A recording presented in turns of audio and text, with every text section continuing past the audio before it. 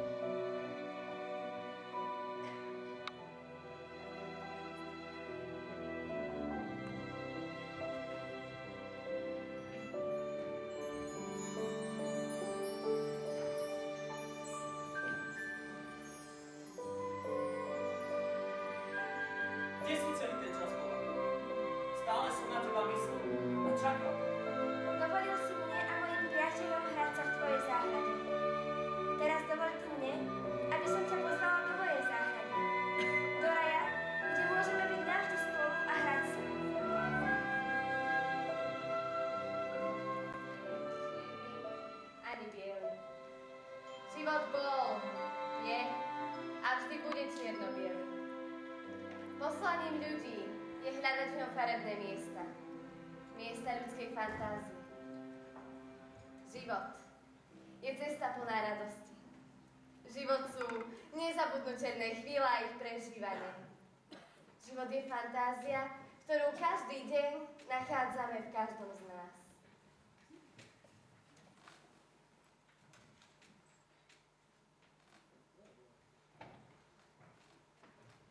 Ja ľudí neovplyvním.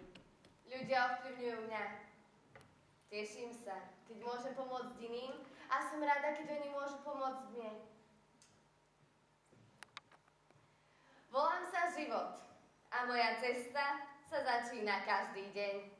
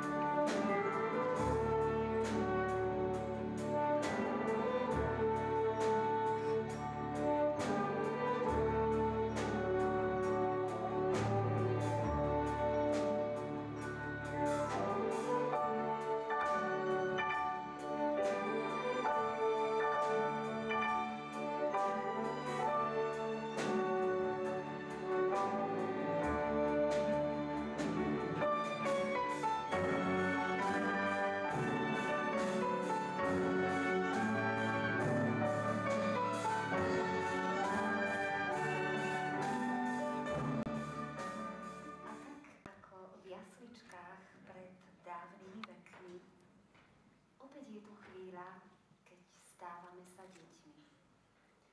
Spev chorov anielov ožaruje tichú noc.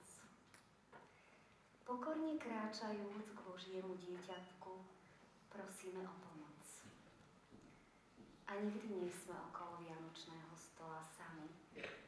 Sú tam živí i mŕtvi, priatelia aj známi, a v duši nám zase večer znie koledou a úsmevom našej mamy. Sme zasa spolu a máme sa radi a všetci cítime, že žiadne dary Božiemu dieťatku netreba. Jediné, čo nás prosí, je zmeniť seba samých a v pomoci núdznym hľadať schody do neba.